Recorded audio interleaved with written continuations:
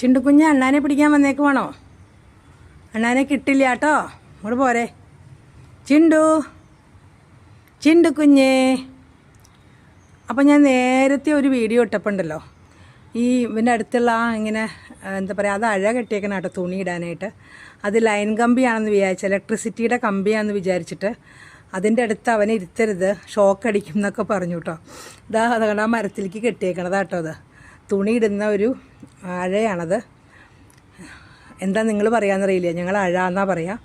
അതാണ് കേട്ടോ. അപ്പോൾ അവനോട് സ്നേഹമുള്ളതുകൊണ്ടാണ് അങ്ങനെയൊക്കെ പറയണതെന്ന് എനിക്കറിയാം. നേരത്തെ ഒരു വീഡിയോ ഇട്ടതിനാണ് അങ്ങനെ പറഞ്ഞത് കേട്ടോ. ചിലപ്പോൾ ഇതും കാണുമ്പോൾ അങ്ങനെ പറയും. അപ്പോൾ അവിടെ കാക്കയുണ്ട്, അണ്ണാൻകുഞ്ഞുങ്ങളുണ്ട്. അപ്പോൾ അവൻ എവിടെ നിന്നൊക്കെയോ ഓടിച്ചാടി വന്നു പെട്ടെന്ന് അണ്ണാൻ്റെ ശബ്ദം കേട്ടപ്പോൾ. ഞാനവിടെ അണ്ണാന് ഭക്ഷണം വെച്ച് കൊടുക്കാറുണ്ട് ഒരു പാത്രത്തിലേ.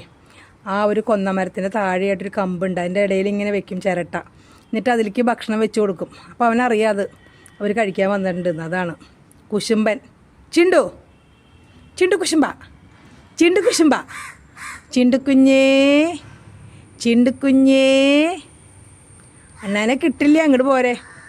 ഞാൻ മതിലാണെങ്കിൽ ഒക്കെ ഇടിഞ്ഞിരിക്കുക, എന്നെ അതുമെന്ന് വീഴേണ്ട, താഴ്ത്തിക്ക് ഇടിഞ്ഞു പൊളിഞ്ഞ്.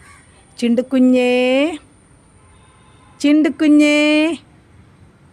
വാലെന്താ ആട്ടാത്തേന്ന് വിചാരിച്ചു. ചിണ്ടുകുഞ്ഞേ.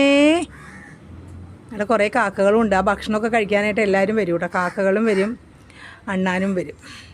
ഞാൻ പോണോട്ടോ, അതേ മഴ വരണു, മഴക്കാറ് വരുന്നുണ്ട്. അകത്തേക്ക് കയറിപ്പോരൂ.